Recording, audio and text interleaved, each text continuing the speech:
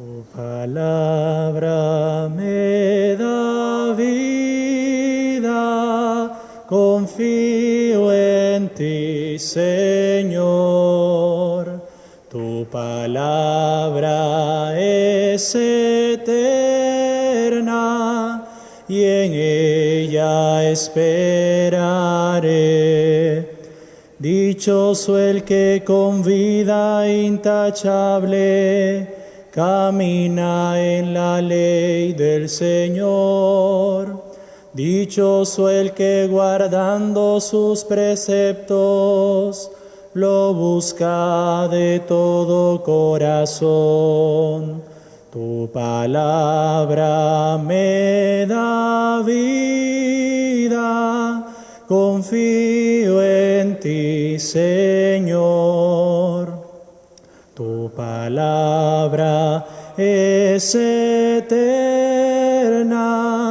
y en ella esperaré.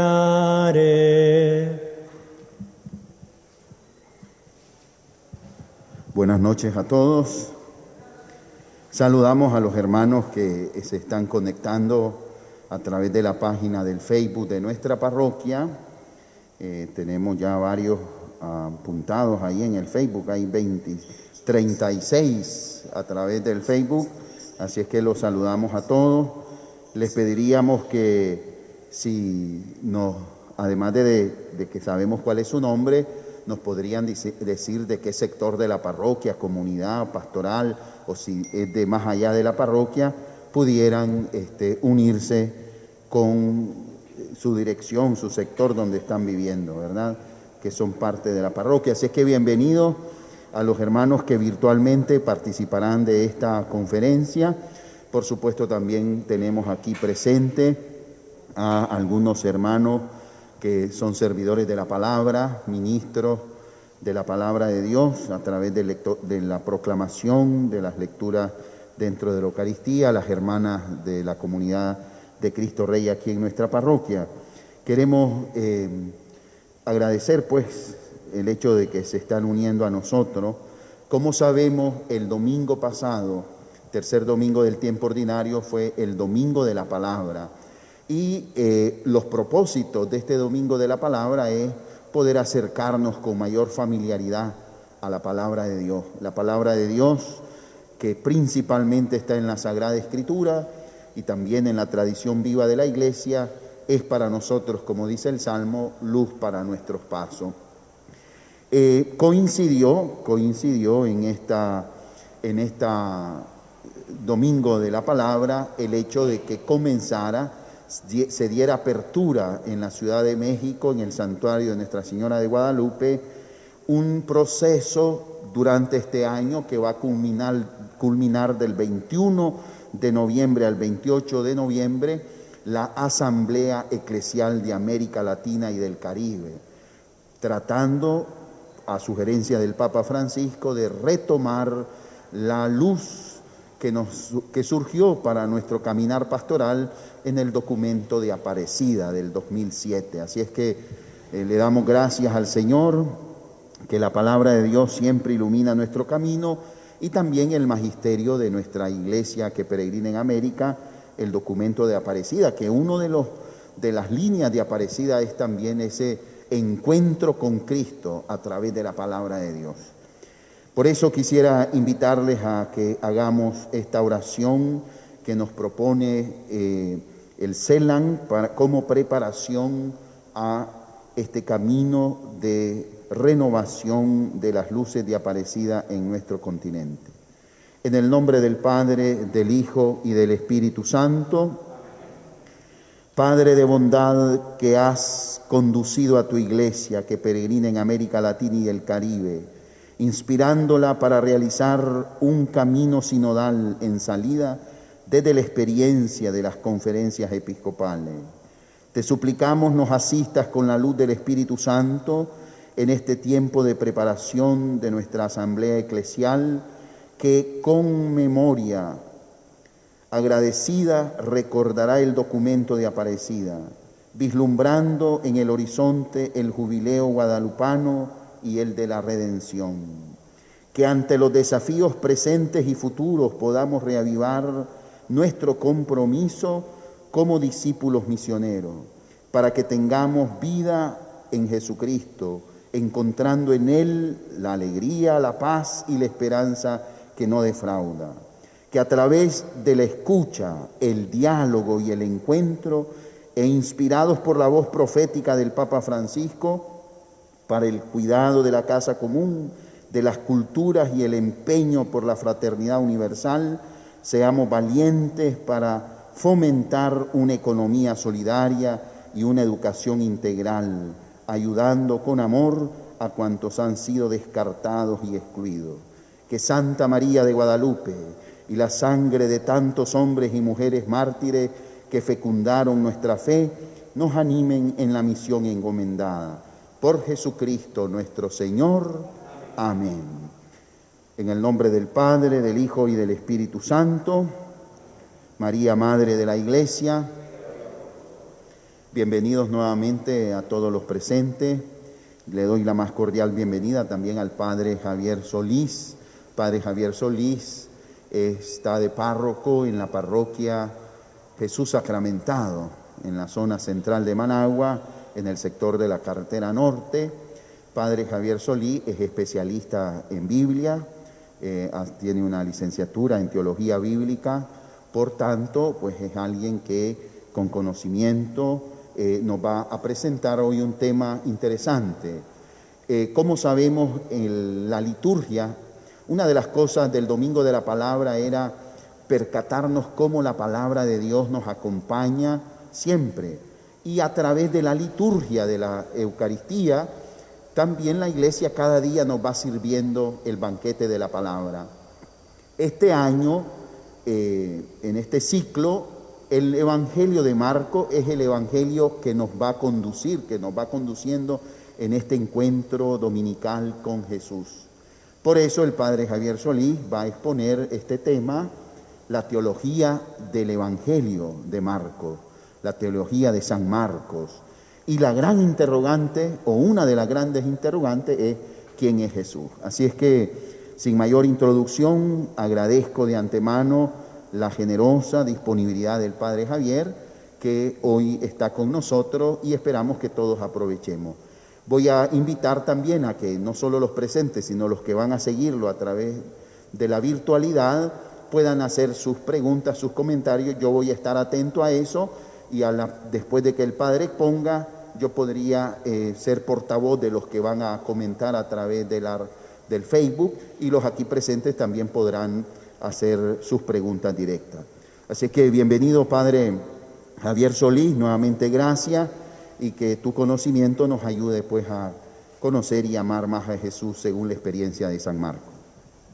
Muchas gracias, Padre Boanerges, por haberme invitado a su parroquia y compartir con ustedes una vez más, ya creo que la segunda o tercera vez que vengo a Santo Domingo de las Cerritas, a compartir la fe con ustedes, y es un gozo, una alegría encontrarme con ustedes, con amigos también, que aquí los tengo delante, y pues vamos a hablar lo que ya decía el Padre en la presentación. Este ciclo B de este año 2021 vamos a estar leyendo todos los domingos un trozo del Evangelio de San Marcos.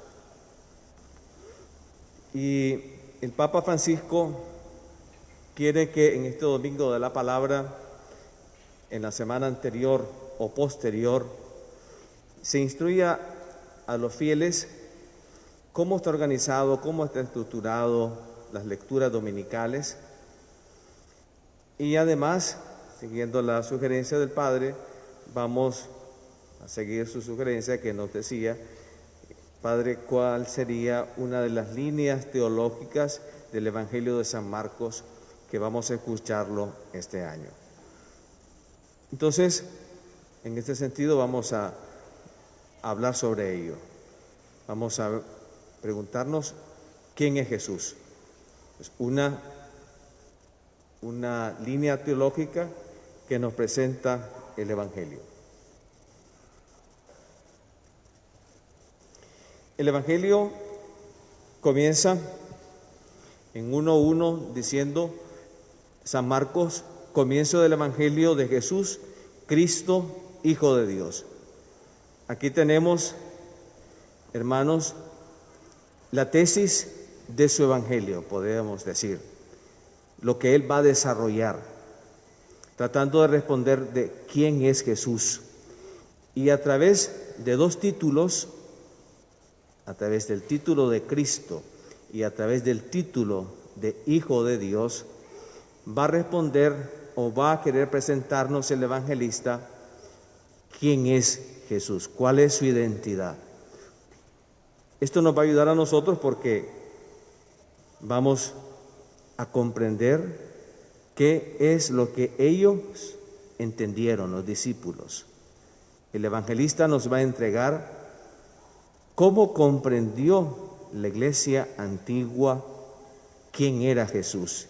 Y nosotros, comprendiendo lo que ellos nos han entregado, quién es Jesús, nosotros entonces le amaremos más, que es lo importante. Son dos títulos a la persona. La persona es Jesús y los títulos Cristo e Hijo de Dios. Nosotros estamos habituados y Cristo lo hemos ya tomado como un nombre propio, pero en realidad el nombre propio es Jesús, Jesús de Nazaret. Y aquí el evangelista nos presenta estos dos títulos, el título de Cristo y título de Hijo de Dios. Con ello, pues, responde quién es Jesús, una identidad que los discípulos van a ir cada vez más sumergiéndose en una incomprensión. No saben quién es Él.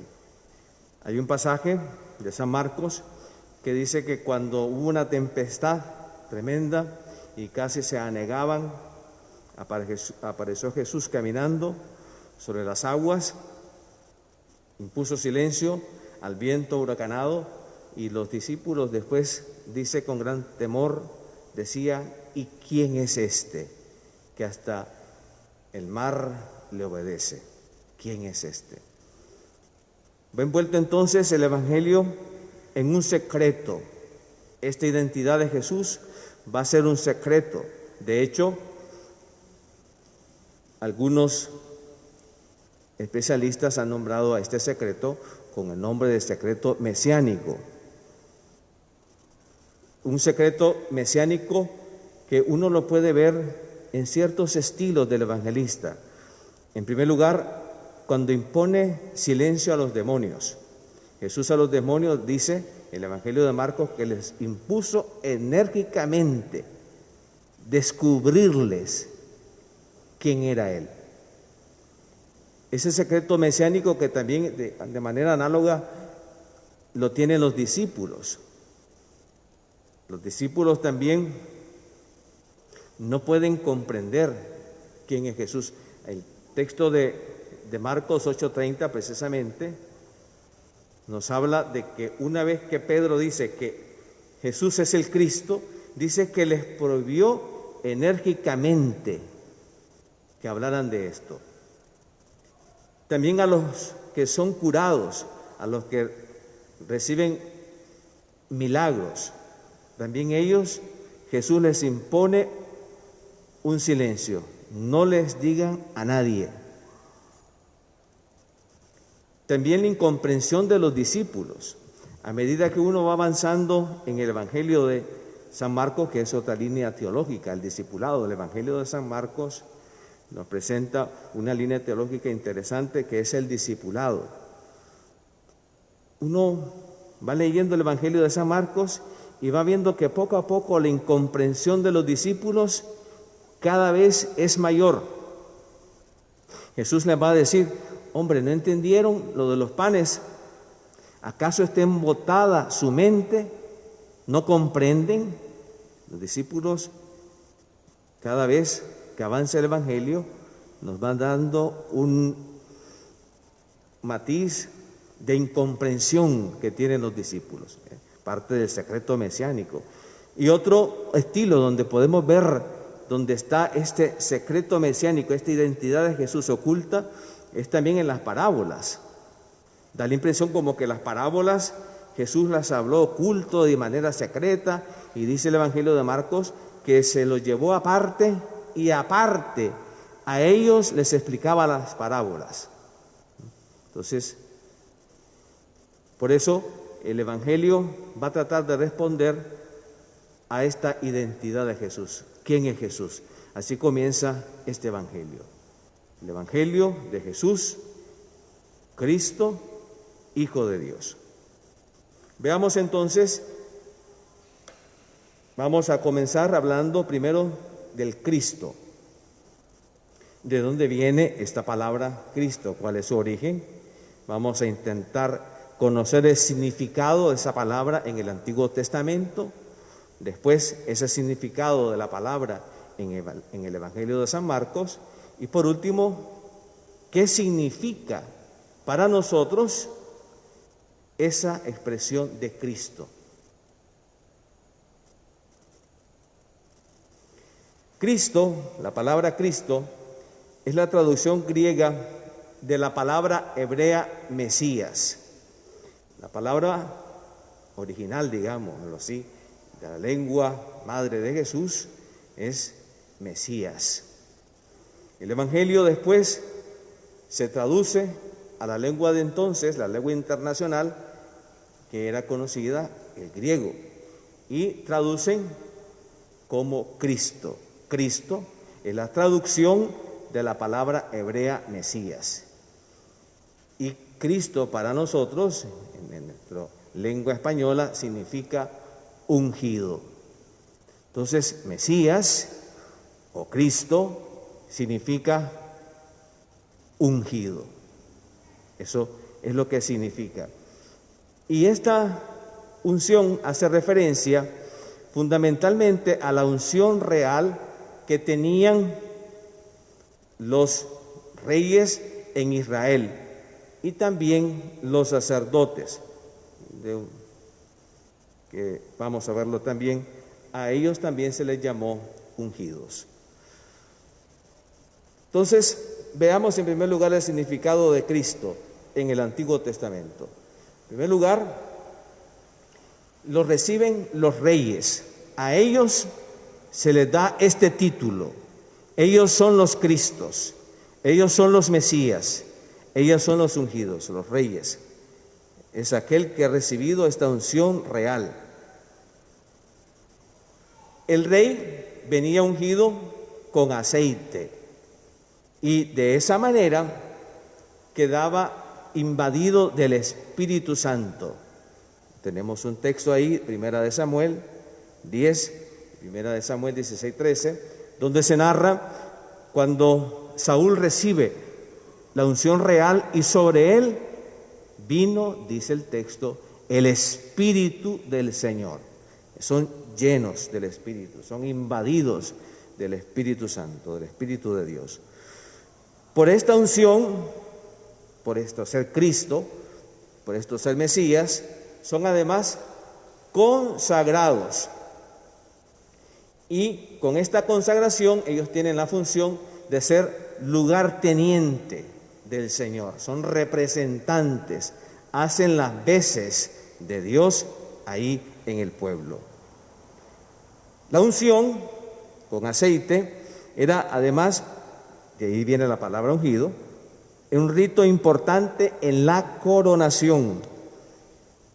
En la coronación tenemos ejemplo ahí, Primera de Samuel 9:10, donde Samuel va a ungir a Saúl, va a ungir después a David. Más adelante aparecerá la unción sobre el rey Salomón y aún más sobre los descendientes de David. Aún hayan dificultades en la historia de la descendencia, porque hubieron momentos de crisis política, y aún en el momento de esa crisis política siempre hubo unción que era fundamental, que era importante. Por ejemplo, hay un episodio en los libros de los Reyes que se nos narra que el rey Ocosías muere y su esposa, la reina Atalía, dice, bueno, es la oportunidad para llegar al poder, y manda a matar a todos los hijos de Ocosías. Sin embargo, el sacerdote se da cuenta y se deja y esconde en el templo a uno de los hijos, a Joás. Cuando ya es grandecito el niño, lo proclaman rey y le dan un golpe de estado a Atalía. El sacerdote se une con los militares y le dan un golpe de estado. Y a este joven rey lo ungen, unción. Por eso la unción es importante en la coronación, aún en momentos difíciles de crisis política. Con la unción, el ungido del Señor, el Cristo, el Mesías, se vuelve un personaje sagrado, que merece respeto,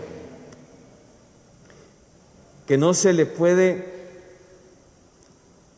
destruir, que no se le puede matar, merece respeto. Hay un pasaje donde David se encuentra con Saúl.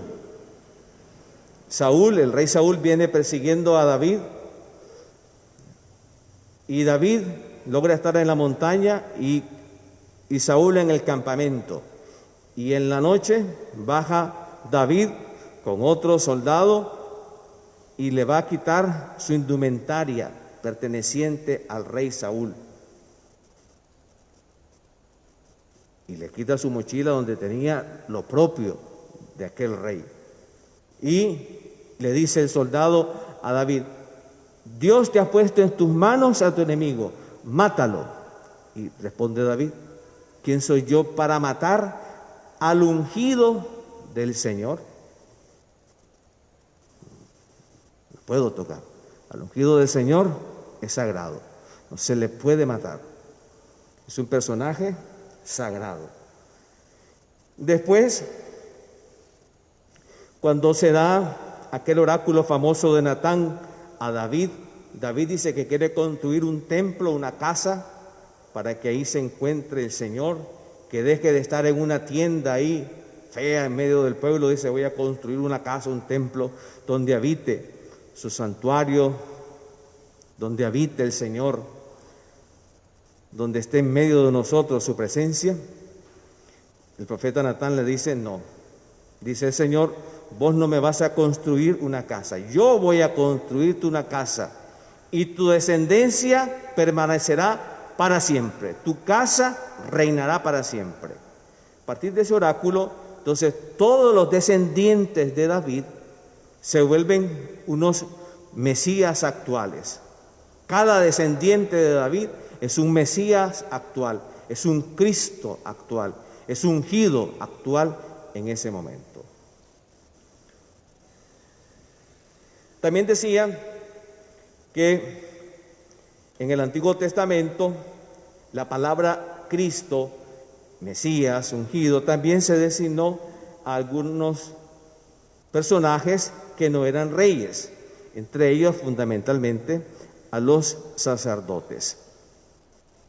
Aquí nosotros tenemos que tener una fecha presente, que es la fecha del exilio.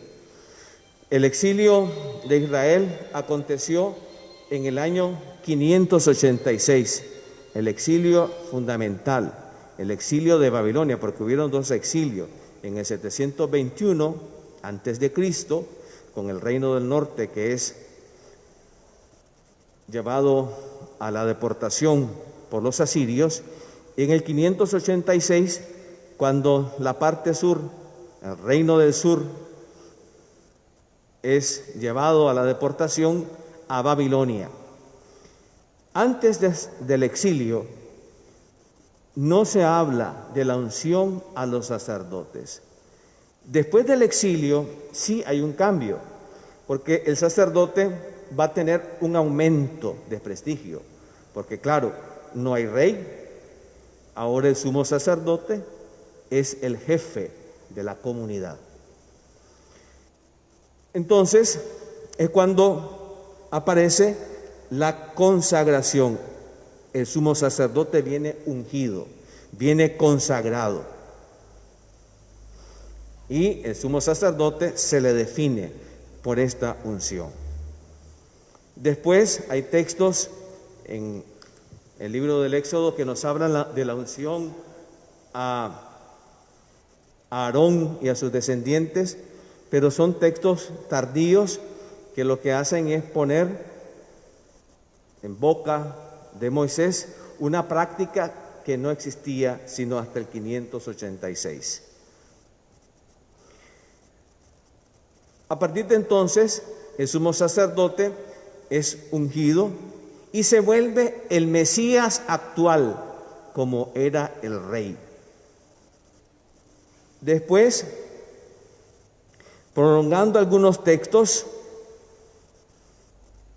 Jeremías, Ezequiel y Zacarías, viene un proceso de interpretación y de profecía y de prolongación de estos textos, porque empieza a haber un movimiento en donde aparecen dos ungidos, dos Mesías en espera, en una profecía. Hay texto, voy a leer un texto de estos tres, de Jeremías, de Ezequiel, uno de Zacarías.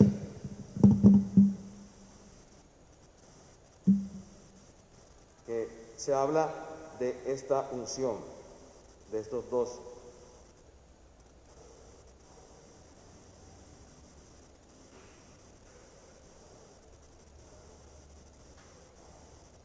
Zacarías 4, del 1 al 14, dice: volvió el ángel que hablaba conmigo y me despertó como a quien se despierta del sueño. Me preguntó: ¿qué ves? Respondí: veo un candelabro de oro macizo, con una cazoleta en su vértice. Tiene 7 lámparas y 7 boquillas para las 7 lámparas que lleva encima. Hay también 2 olivos junto a él, uno a su derecha y otro a su izquierda. Proseguí y dije al ángel que hablaba conmigo: ¿qué significa esto, Señor? Me respondió el ángel que hablaba conmigo: ¿no sabes qué significa esto? Dije: no, Señor. Prosiguió de este modo: esta es la palabra dirigida por Yahvé a Zorobabel. No cuentan el valor ni la fuerza, sino solo mi espíritu, dice Yahvé Sebaot. Entonces tomé la palabra y le dije: ¿qué significan esos 2 olivos a derecha e izquierda del candelabro? Le pregunté también: ¿qué significan las 2 ramas de olivo que vierten aceite dorado por los 2 tubos de oro? Me dijo: ¿no sabes qué significa eso? Respondió: no, Señor. Y me dijo: son los 2 ungidos que están al servicio del Señor de toda la tierra. Los 2 ungidos hacen referencia a Josué, el sumo sacerdote, y Zorobabel, que es en ese momento el gobernador. Entonces, tenemos por un lugar a Josué, que representa el poder espiritual, y por otro Zorobabel, que representa el poder temporal. Los 2 ungidos. A partir de este texto y los otros de Jeremías y Ezequiel, viene un proceso de interpretación, y van a decir los profetas, y así en el tiempo del Señor Jesús ya cercano, vivamente se sentía que iban a venir 2 Mesías, un Mesías sacerdote y un Mesías rey. El Mesías sacerdote iba a tener la preeminencia y el Mesías rey se iba a ocupar de las cuestiones temporales. Entonces, hubieron círculos cercanos al Señor Jesús, esos son escritos que uno puede ver y leer en los esenios, que son estos grupos de judíos que se fueron al desierto en época del Señor Jesús, esperando precisamente a un Mesías sacerdote. Eso es entonces en el Antiguo Testamento el sentido, el significado de la palabra Cristo. Cristo es la traducción de Mesías, que significa a su vez ungido, aplicado fundamentalmente al rey, y también a los sacerdotes. ¿Qué significa Cristo, el significado de Cristo en el Evangelio de San Marcos? Ya pasemos ahora al Nuevo Testamento. Esta palabra Cristo aparece 7 veces. Ya señalábamos en Marcos 1:1 y después la otra vez que vuelve a aparecer es en 8:29, que es la mitad del Evangelio. En esa mitad del Evangelio, Jesús en Cesarea de Filipo le va a hacer la pregunta a los discípulos sobre su identidad. ¿Quién dice la gente que es el Hijo del Hombre? Un momento fundamental en el Evangelio. Desde 1:1 hasta el 8:29, hasta la mitad. Ese episodio es la mitad del recorrido histórico que hizo el Señor Jesús. Aparece en Mateo, en Marcos, en Lucas y también en San Juan. De una manera después, cuando se dio la multiplicación de los panes, en el capítulo 6, y después vino el discurso de Cafarnaúm. Y al final dicen los discípulos, ¿cómo nosotros vamos a seguir a este hombre que ha dicho que tenemos que comerlo? No, nosotros nos vamos. Y Jesús le dice a los discípulos, ¿y ustedes también me van a dejar? Y Pedro tomó la palabra. Dice, no, Señor, nosotros no te dejaremos. Tú eres el Santo de Dios. Tú tienes palabras de vida eterna, el Santo de Dios. Ese episodio es importante en los evangelistas porque se refiere en un momento histórico. Jesús pregunta a los discípulos, ¿quién dice la gente que soy yo? Y en ese momento es cuando va a aparecer por segunda vez esa palabra que aparece poco, 7 veces. Va a decir Pedro, va a tomar la palabra, dice, tú eres el Cristo. Después la palabra aparece mencionada por Jesús 3 veces, 9:41, 12:35, 13:21. Aparece la palabra usada por el Señor Jesús. El Cristo va a volver. Cuando vuelva el Cristo, si le dan de beber tan solo un vaso de agua a Cristo, ser discípulos de Cristo. Y finalmente aparece aquí en 14:61 por el sumo sacerdote, que le va a decir, ¿y qué dices de ti mismo? ¿Quién eres? ¿Tú eres el Cristo? Y ahí Jesús acepta por primera vez en el Evangelio quién es Él. Dice, sí, yo soy el Cristo. Después, en 15:32, nuevamente los escribas, los sumos sacerdotes y los soldados empiezan a burlarse del Señor. Bájate de la cruz y te vamos a creer. Entonces aparece, literalmente dice en 15:32, el Cristo, el Rey de Israel, que baje ahora de la cruz para que lo veamos y creamos. Aparece nuevamente entonces, y por última vez, la palabra Cristo ligado al Rey. De esa manera entonces el significado de la palabra Cristo obtiene lo que originalmente significa. Es aplicado sobre todo al Rey. Cristo es el ungido. Cristo es el Rey. Eso es el significado que nosotros podemos ver en el Evangelio de San Marcos. En las pocas veces que presenta, quiere decir el evangelista, el Cristo es ese que muere en la cruz. El Rey, el ungido, el esperado, es ese que muere en la cruz. ¿Qué significa para nosotros hoy? Significado para nosotros hoy. Nosotros podemos afirmar con toda seguridad que el punto de partida de la fe en Jesús como Cristo es la fe cristiana en la cruz. El punto de origen es la fe cristiana en la cruz. Jesús no se proclamó directamente como Cristo. Jesús nunca se proclamó abiertamente como Cristo, como señalaba al inicio. Más bien impuso silencio a los demonios y de manera análoga a los discípulos y a los curados. Sino que va a ser cuando Pilato, tendiendo o respondiendo a la petición de los judíos, va a escribir, cuando Jesús esté en la cruz, es el motivo de su condena.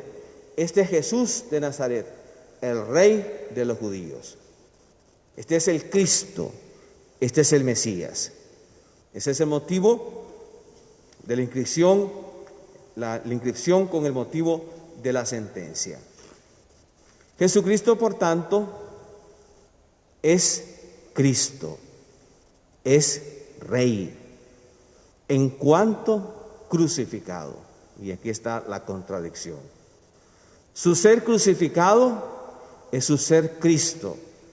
Su ser Rey es el don de sí mismo a los hombres.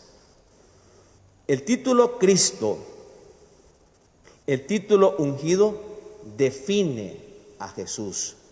Nos dice quién es Él. Su título, es decir, su obra, su ser crucificado, su oficio, su misión, definen a Jesús.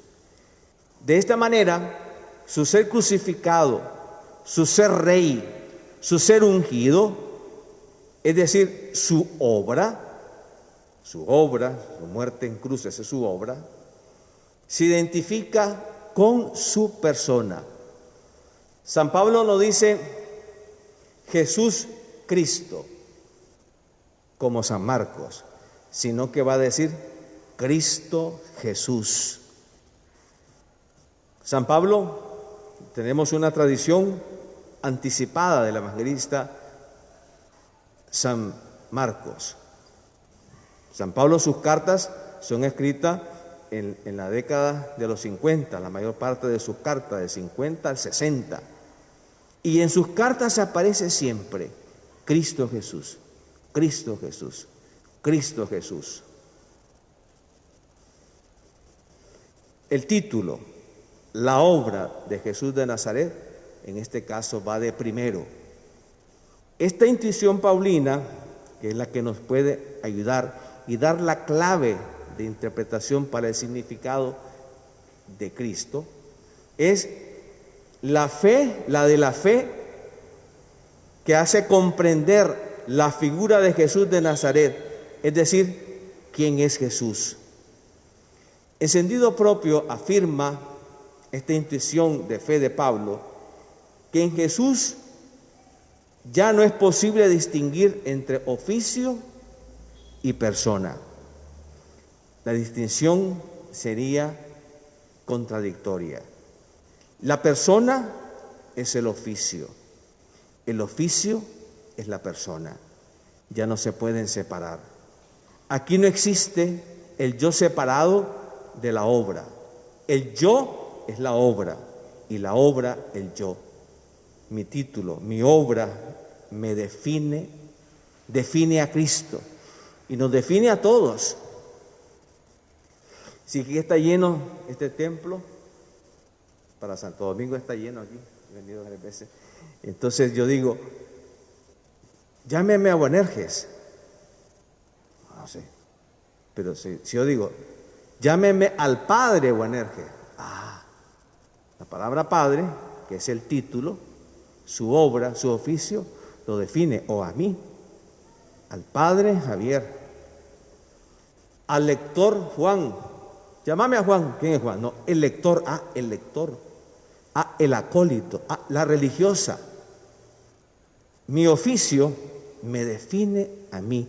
El título, mi obra, me define a mí. Esa intuición paulina es la clave para entender ese título. Cristo Jesús. Su obra. Nos hace ver su obra. ¿Cuál es la obra de Jesús? Su ser crucificado, su ser en donación para los otros. Y esa obra no se puede separar de su persona. Persona y mensaje se identifican. Es curioso, nuestro título hermoso de cristiano lo heredamos del hermoso título de Cristo, de su unción, de su misión. A nosotros no se nos dice los jesuitas, los seguidores de Jesús, se nos dice a los cristianos, los que seguimos esta obra, esta misión de Jesús. Pasemos ahora al otro título que recibe Jesús y que lo define según Marcos. Título Hijo de Dios. Vamos a ver igualmente el mismo procedimiento, qué significa en el Antiguo Testamento, qué significa en el Evangelio de San Marcos y qué significa para nosotros hoy este título. La expresión Hijo de Dios se identifica hoy en nuestro lenguaje con la palabra hijo, aunque en los textos evangélicos hay una, y en el Antiguo Testamento hay una diferencia, vamos a ver ahora. Es legítima, hijo de Dios y hijo es lo mismo, pero la frase hijo de Dios se usa aquí en San Marcos, los evangelistas. San Pablo la usa una vez, el evangelista San Juan no la usa, pero usa la expresión hijo, y el hijo unigénito, el hijo, hijo de Dios e hijo, para nosotros hoy es lo mismo. Pero vamos a ver entonces la frase en sí, hijo de Dios, que tiene un origen propio, distinto al hijo, y es usado aquí por San Marcos. Significado de hijo de Dios en el Antiguo Testamento. Vamos a ver un primer momento, cómo rápidamente, ¿no? ¿Cómo se usó este título? Un primer momento. En primer lugar, este título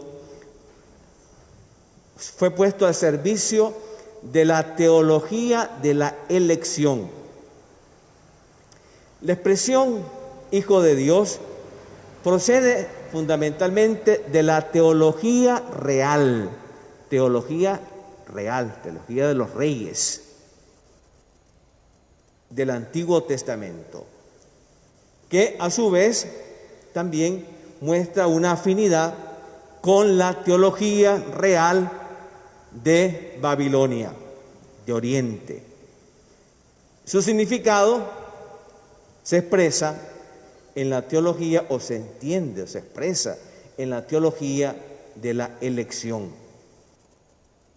Y la afinidad que tiene este título, Hijo de Dios, en Israel, con la teología real oriental, es que ambos realizan un proceso de desmitologización. Le van a quitar el mito. El texto por excelencia es el Salmo 2:7. En ese Salmo 2:7 dice: voy a promulgar el decreto del Señor. El Señor me ha dicho: tú eres mi hijo, hoy te he engendrado. Pídeme y haré de las gentes tu heredad, te daré en posesión los confines de la tierra. Este oráculo era pronunciado en la entronización de los reyes de Israel. Pero, como he dicho, procede de la teología real de los pueblos orientales, en concreto de Babilonia. El rey se presentaba como hijo engendrado por Dios. Esta expresión, que hijo engendrado por Dios, sin embargo, parece que solamente fue usada en Egipto, en el sentido de una concepción procreativa, como que Dios, la divinidad, se unía con una mujer aquí en la tierra y venía un hijo de Dios. Parece que solo en Egipto se utilizaba. En Babilonia, Ya hubo un proceso de desmitologización. No. No es que viene un Dios y se une con una mujer y ese rey es el Hijo de Dios. No es así. Sino que ya en el momento de la entronización del rey, se celebraba al rey como Hijo de Dios, no en el sentido de la procreación, sino en el sentido del derecho. Según las leyes, según el derecho, este rey en Babilonia es hijo de Dios por derecho, no por procreación. Ya el mito había sido desmitologizado. Cuando en el pueblo de Israel empieza a utilizarse este oráculo y se empieza a aplicar a los reyes en la corte davídica, esto sonó un poco irrisorio. Eso fue una cosa tremendísima. Pero antes de eso vamos a decir lo siguiente, que cuando la corte davídica asume la fórmula, desapareció su sentido mitológico. La concepción de que el rey era físicamente engendrado por Dios quedó suplantada por otra. El rey actualmente es hijo de Dios por la elección. No es que Dios haya procreado, el Dios, el Señor que se manifestó a Moisés en el Sinaí, no es que procreó, concibió a un hijo, sino que esa entronización del rey es un acto de elección hecha por Dios. El rey es hijo de Dios no porque lo haya engendrado, sino porque lo ha elegido. En ese momento entonces, cuando se entronizaba el rey, se celebra no el acontecimiento físico, sino que gracias al poder de la voluntad de Dios, el rey es hijo. Aquí nosotros, entonces, entramos en el proceso de condensación. La teología de la elección, entonces, del pueblo se condensa en la filiación del rey. Porque el hijo en el pueblo de Israel es el mismo pueblo. Su primogénito, dice Éxodo 4:22, es el pueblo de Israel. Dice Oseas, de Egipto llamé a mi hijo. O sea que el hijo para el pueblo de Israel es el mismo pueblo. Cuando los textos empiezan ahora a aplicarse al rey, de alguna manera se condensa. La teología de la elección se condensa ahora en el rey. El rey va a ser el representante de Israel, el que asume el misterio de la promesa, de la vocación y del amor de Israel. El rey ahora va a significar el mismo pueblo. Una teología de la elección muy importante, que no nos vamos a detener ahí porque sería muy largo hablar de la teología de la elección. Pero sirve para la teología de la elección, suplanta, digámoslo así, esa concepción mitológica de que la divinidad se une con la humanidad y el rey es hijo de Dios.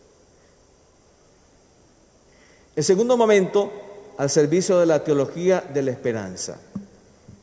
El Salmo 2:7, que nos habla, que hemos leído, de que dice, tú eres mi hijo, hoy te he engendrado, pídeme y haré de las gentes tu heredad, te daré en posesión los confines de la tierra. Aplicado al rey de Israel, resultaron entonces una ironía, porque claro, cuando la corte de David empieza a utilizar este salmo y aplicado al rey de Israel, parece una burla, una irrisoria, una cosa, un sarcasmo. Porque claro, este salmo aplicado al rey de Egipto, al rey de Babilonia, pues tenía muchísimo sentido. El día que el rey era entronizado, era coronado, los versículos 8 y 9 adquirían un sentido grandísimo. Dice en los versículos 8 y 9 de Salmo 2, te daré en posesión los confines de la tierra, podrás regirlos por cetro de hierro, romperlos como vasijas de alfarero. Pero claro, para reyes poderosos como los babilonios, como los asirios, como los egipcios, esto tenía un sentido maravilloso, pero para el rey de Israel, si más bien él le temía a los reyes, él era nada. Hay un pasaje de Isaías donde dice Dios a través del profeta Isaías a Acaz, pídeme una señal, yo te daré una señal. Y aparece una mujer estará encinta. Antes de eso dice, en ese pasaje, en el capítulo 7 de Isaías, que Acaz estaba temblando de miedo por los reyes de Damasco y por los reyes de Asiria, porque estaban aliados para destruirlos. Y va a intervenir el profeta y le dice, no les tengas miedo a esos dos cabos de mechas humeantes. O sea, repito, los versículos 8 y 9, donde se dice que te daré en posesión los confines de la tierra, podrás regirlos por cetro de hierro, romperlos como vasijas de barro, como vasijas del alfarero, pues en el rey de Egipto, en el rey de Babilonia, tenían un sentido literal, porque eran reyes poderosísimos. Pero el rey de Israel, que se temblaba, que temía ante los reyes. O sea, en otras palabras, le quedó grande el zapato. O sea, el manto real de Babilonia aplicado al rey le quedó muy grande. Entonces, aparece una nueva lectura de este texto. Una lectura profética, una lectura futura, una lectura escatológica, una lectura de esperanza, para lo único que servía el texto, porque aplicado para el rey no tenía ningún sentido. Entonces empieza a decirse, no, va a venir un rey que sí, él va a ser el poderoso, él va a ser el Hijo de Dios. Entonces, sintetizando, la teología real en un primer estadio pasó de la teología de la procreación física a la de la elección.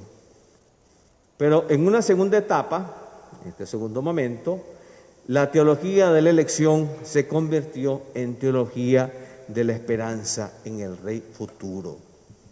El oráculo real se transformó en promesa de que un día surgiría un rey que con razón podría decir, tú eres mi hijo, hoy te he engendrado, pídeme y haré de las gentes tu heredad, te daré en posesión los confines de la tierra. Con esta esperanza, a partir del año 586 antes de Cristo, comenzó el pueblo a caminar, a esperar que un día se cumpliera esa promesa. Y es cuando llegamos al Nuevo Testamento. ¿Qué significado entonces tiene la expresión Hijo de Dios que en el Antiguo Testamento está al servicio de la teología real? ¿Qué significado tiene ahora aquí en San Marcos? Veámoslo. La frase aparece 5 veces, 2 veces menos que la otra, que Cristo, 2 veces menos. 5 veces aparece la frase Hijo de Dios en San Marcos. Aparece aquí en 1:1, en el título, comienzo del Evangelio de Jesús, Cristo, Hijo de Dios.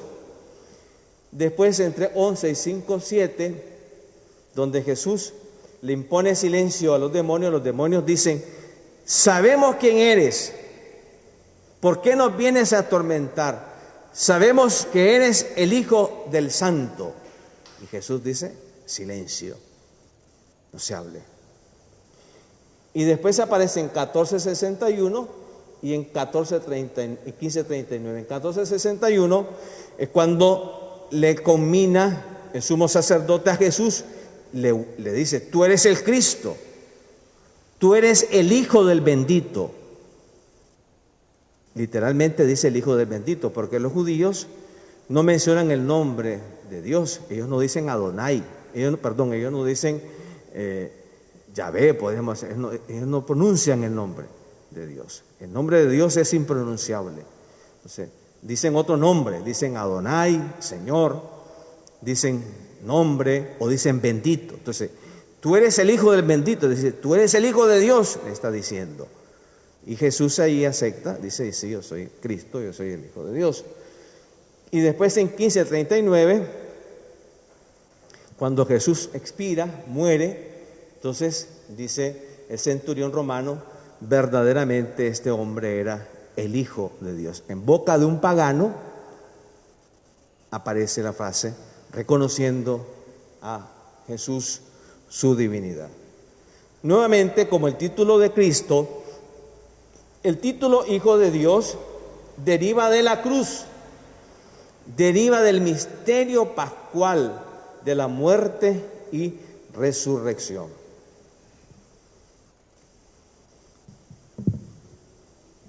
A partir de la resurrección del Señor, empezó a hablarse de la divinidad de Jesús. Él es el Hijo de Dios. Un texto antiguo es la carta a los Romanos. En el año 58 dice Pablo, constituido Hijo de Dios, es el texto clarísimo ahí, constituido Hijo de Dios en virtud de la resurrección. Es gracias a la resurrección que la comunidad creyente reconoce la divinidad de Jesús. Y así otros textos, y sobre todo pues este texto de Salmo 2:7, donde los evangelios y los textos del Nuevo Testamento va a servir de explicación y de exégesis de la resurrección del Señor. Por ejemplo, en Hechos 13:33, en un querigma que dice el apóstol Pablo, en el centro de ese querigma, Pablo dice, Dios la ha cumplido en nosotros los hijos, al resucitar a Jesús, como está escrito en los Salmos.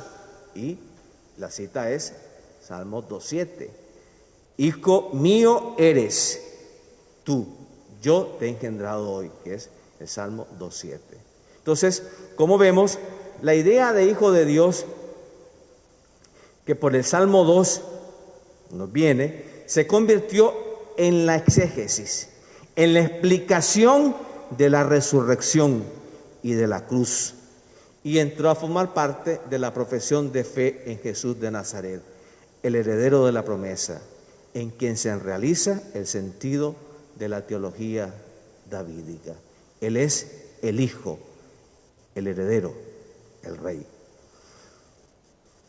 La comunidad entonces cristiana pensó que la resurrección de Jesús, que ella aceptaba, era el momento en que se realizaba, en que se cumplía realmente este salmo. Pero, hermanos, la paradoja es grande, es contradictoria. ¿Cómo? Uno que murió en el Gólgota, uno que fue humillado, uno que fue ultrajado, ahora me vienes a decir que es el Hijo de Dios. Pues, hermanos, fue el boom, punta de división para los judíos. ¿Cómo? El Hijo de Dios, el que se reveló en el Sinaí, vos me venís a decir que ese que murió en la cruz, ese es el Hijo de Dios. Aquel que quedó sin nada, sin ningún derecho. Fue una cosa tremendísima. Los cristianos después, cuando llevan esta buena noticia a Roma, también en el pueblo, los pueblos paganos también fue una cosa horrorosa. ¿Cómo? Porque para ellos el Hijo de Dios era el emperador, porque ahí hubo una vuelta para los romanos de esta teología real de Babilonia. Después los romanos la asumieron para darle fuerza al rey. El rey era el Hijo de Dios. el Divi Filius. Entonces, ¿cómo nos venís a decir que ese crucificado es tu Dios, es el Hijo de Dios? Y se burlaban de los cristianos. Y ahí en las catacumbas dibujaban un Cristo, una cruz, ponían un hombre y en lugar de la cabeza ponían un burro. Una burla, mira. Ustedes siguen a un burro. Hijo de Dios es eso, por ahí en la cruz. Es una locura, es una contradicción, es una cosa tremendísima. Bien.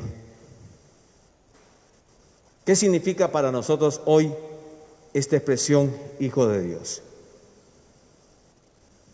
Yo quisiera señalar estas tres cosas que tal vez nos podría servir para la parroquia, para todos nosotros como comunidad creyente. En primer lugar, como hemos visto, teniendo presente esta exposición del origen de la expresión de Hijo de Dios en la iglesia primitiva, podemos afirmar que proclamar que Jesús, hombre, es Dios, supuso la experiencia de la resurrección. Se descubre la divinidad de Jesús, se descubre su señorío en virtud de su muerte y resurrección. Primero, se constata el poder de su resurrección y después se profesa su divinidad, es decir, experiencia y doctrina.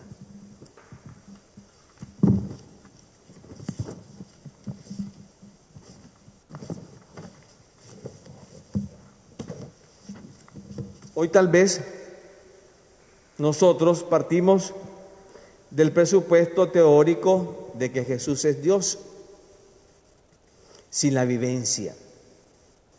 Por eso hoy es el reto para nosotros hoy este significado, que a lo mejor ha de ser a la inversa. Hemos de evangelizar a la inversa. Primero, experimentar su divinidad. Experimentar por el poder de su resurrección, su divinidad. Y después hablar y después profundizar su doctrina, su enseñanza.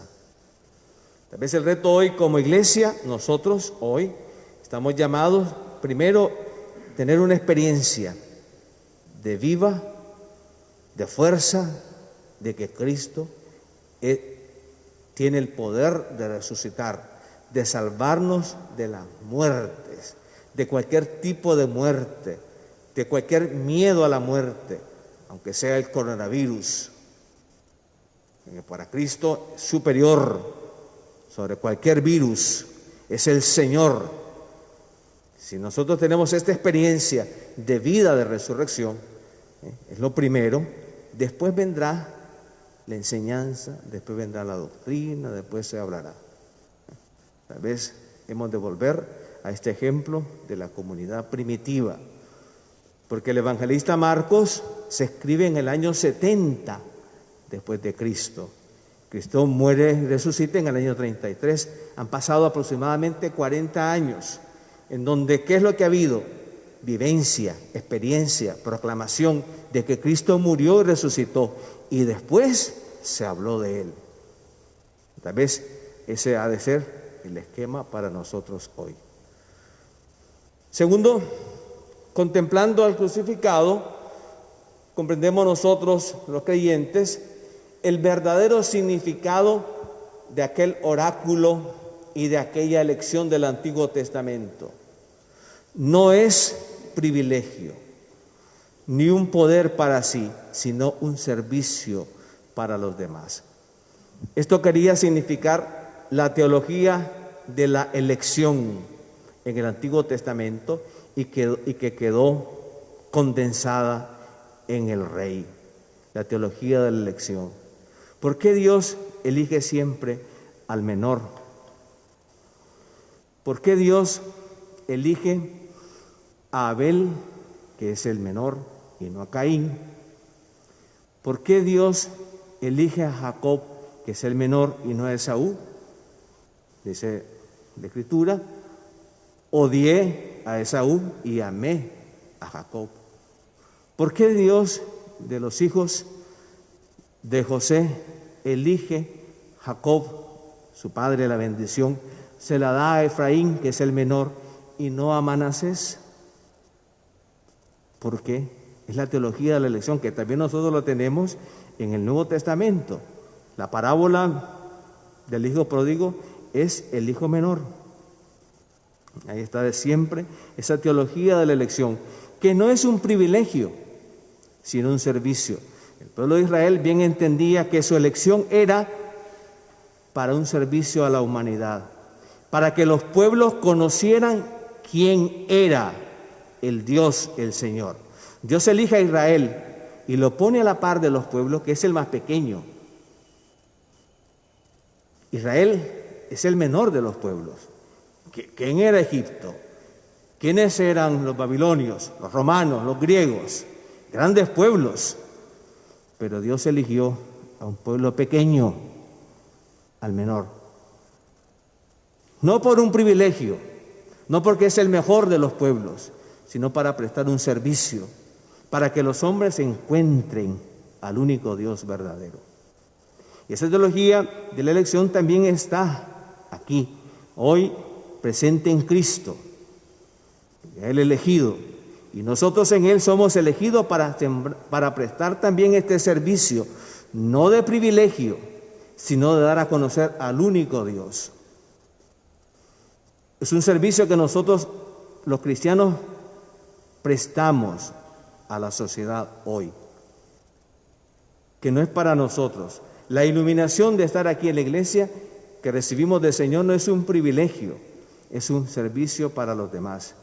Imagínate vos en una montaña oscura, horrible, que está nevando, frío, horroroso, y van dos hombres caminando juntos y han perdido el camino. Y dice uno de ellos, yo conozco el camino, yo me recuerdo por dónde es, y empieza a ir. Esa iluminación que es en ese hombre no solamente es para él, para el otro, para su compañero.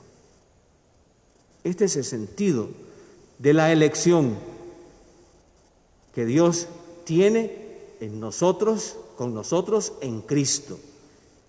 El verdadero sentido es un servicio para los demás, para que los hombres se encuentren con Cristo. Y en concreto después más pequeño, para que tu mujer, tu esposa, tus hijos, tus vecinos, nuestros amigos, a través nuestro, se encuentren con Cristo. Ahí comprendemos el verdadero sentido de la historia de la elección, el verdadero sentido de la realeza, ser representación.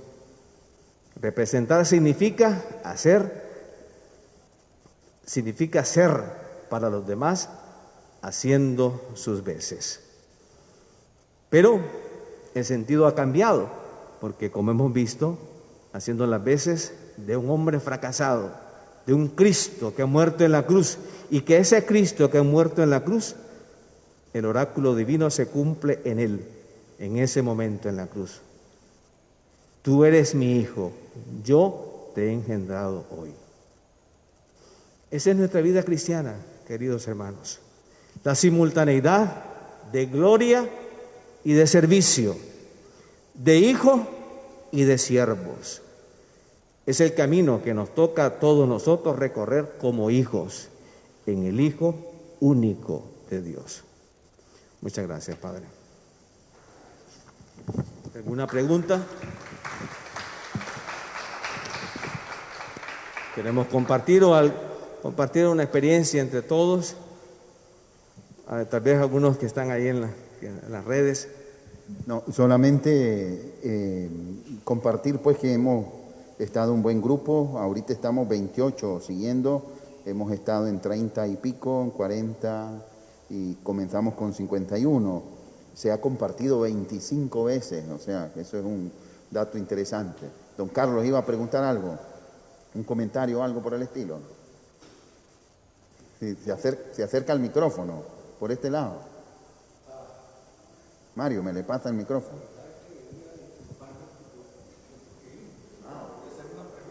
Ok.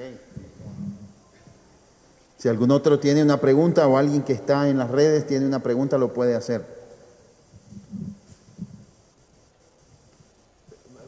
A partir del Salmo 2, al que te hacía referencia,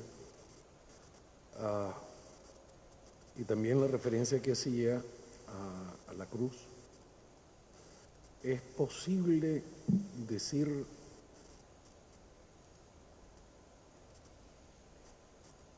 que Cristo fue engendrado en la cruz?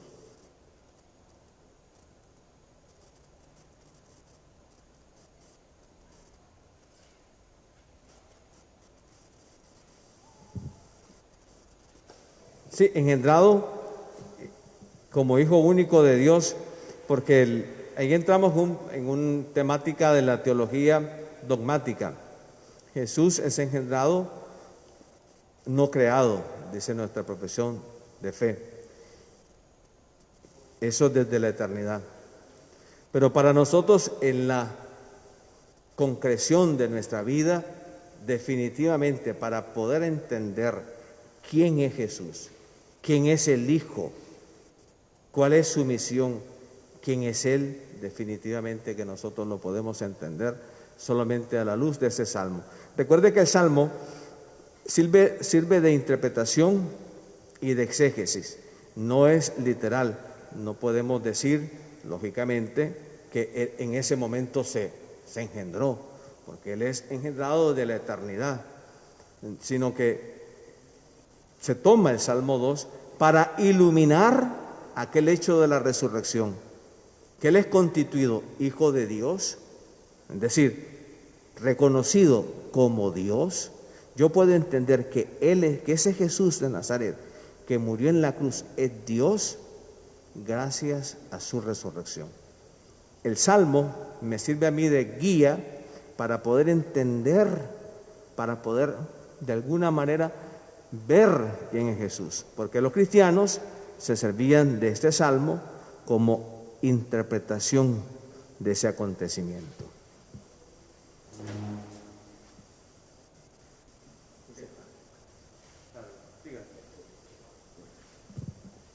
No sé si hay algún otro comentario o pregunta.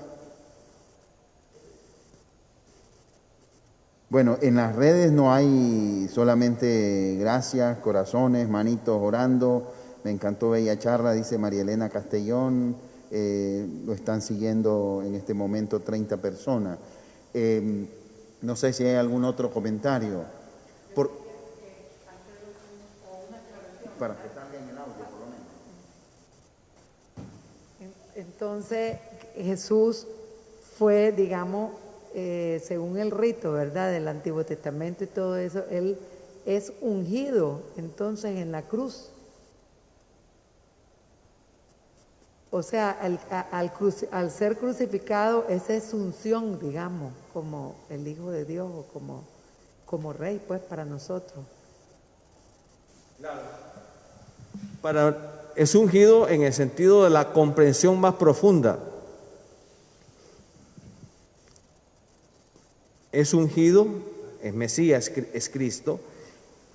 El evangelista San Marcos y toda la comunidad cristiana puede entender que ese hombre, que ese Jesús que convivió, que vivió ahí, que estaba con ellos, que dormía, que iba de aldea en aldea, es el ungido desde siempre. Yo puedo entenderlo, aún su misterio de unción, cuando Él muere en la cruz, porque claro, ahí es proclamado Rey, ahí es Rey. Entonces, su unción, por supuesto, como Rey, no es de ninguna manera un privilegio, una cosa para sí, sino que es una donación para los demás. Es siempre como un hecho interpretativo, sirve para interpretar. Claro, que Jesús, nosotros estamos partimos de que Él es Dios, de que Él es Cristo, pero claro, primeros cristianos eso fue un boom, un hombre que estaba ahí, que venía de Nazaret, que comía, que andaba. ¿Y cómo podemos descubrir lo que Él es, que Él es el Mesías, que Él es el Hijo de Dios? Solo podemos entenderlo porque murió y resucitó. ¿Por qué murió y resucitó? Ese misterio pascual de su muerte y resurrección clavado en el corazón de los apóstoles es lo que le va a leer hacia atrás. Él es el engendrado desde siempre. Él es el Hijo de Dios. Ese es el Mesías. Él es el Mesías. En ese cumple todo. Pero en este sentido de donación, de servicio para los demás. Padre, creo, permítame meter mi cuchara, que no soy especialista, pero me parece a mí que la pregunta que hacía don Carlos y doña Verónica tal vez es cuestión de comprensión de términos. Primero que todo, no esté en duda que Jesucristo es el Hijo de Dios de toda la eternidad. Así lo decimos en el credo, engendrado, no creado, ¿verdad? Jesucristo es la segunda persona de la Santísima Trinidad. Lo que el Evangelio de Marcos nos ayuda es a comprender la riqueza de esos títulos. Hijo de Dios no es como piensan la historia de los griegos, de los romanos, que una divinidad tenía un hijo con una humana y entonces surgían los otros dioses, ¿verdad? Los hijos de los dioses. No, sino en el sentido que el Padre ha explicado con estos dos títulos de Cristo y de Hijo de Dios. Es decir, Jesucristo se manifiesta. Es como, la cruz es como una epifanía para que nosotros comprendamos su divinidad. La divinidad de Jesús es de siempre, es de toda la eternidad. Pero nosotros en la historia comprendemos su divinidad en el misterio de la cruz, precisamente en esa paradoja, porque tanto el título Cristo como el título Hijo de Dios, como el Padre lo ha explicado, se comprenden en la cruz. Es decir, la cruz es la epifanía, es la manifestación que nosotros los cristianos nos ayuda a entender y a los seres humanos a comprender quién es Él. Por eso el Evangelio de Marcos y por eso los primeros cristianos y la evangelización parte de eso, del anuncio de Jesucristo muerto y resucitado, porque esa es la clave para entender a Jesús, ¿verdad? Y lo que decía el Padre, nosotros en la experiencia de nuestro ser cristiano en el tiempo presente, nosotros nacemos en una familia cristiana, en una sociedad cristiana en general, entonces para nosotros es fácil decir Jesús, Jesucristo, Jesús el Cristo, Jesús el Hijo de Dios, pero para los paganos, para los que no saben nada de doctrina cristiana, eso podría sonarle a una, ¿cómo decía, usaba la palabra usted? De esas historias pues antiguas, ¿verdad? Entonces, en cambio, cuando vemos a Cristo crucificado, muerto y resucitado, entonces ahí empezamos a entender toda la Escritura. Por eso estos dos títulos tienen raíces del Antiguo Testamento en el Nuevo y cómo después la Iglesia lo fue predicando. Entonces creo yo que tal vez para asimilar mejor las cosas es recordar la cruz y el misterio de pascual de Cristo es la epifanía para entender la manifestación de quién es Jesús. No sé si ayuda un poco desde el punto de vista catequético. Ayuda mucho, Padre. Porque claro, le preguntaban a Juan Bautista, ¿tú eres el Cristo? Yo no soy el Cristo, porque había una expectativa en el tiempo de Jesús de que viniera el Cristo, que viniera el Hijo de Dios, que se cumpliera estos oráculos. Pero claro, la expectativa, como vemos, era una expectativa política, humana. Entonces Jesús se retrae de ello, dice, este secreto, hay que guardar este secreto mesiánico, porque como un secreto mesiánico, porque se puede manipular.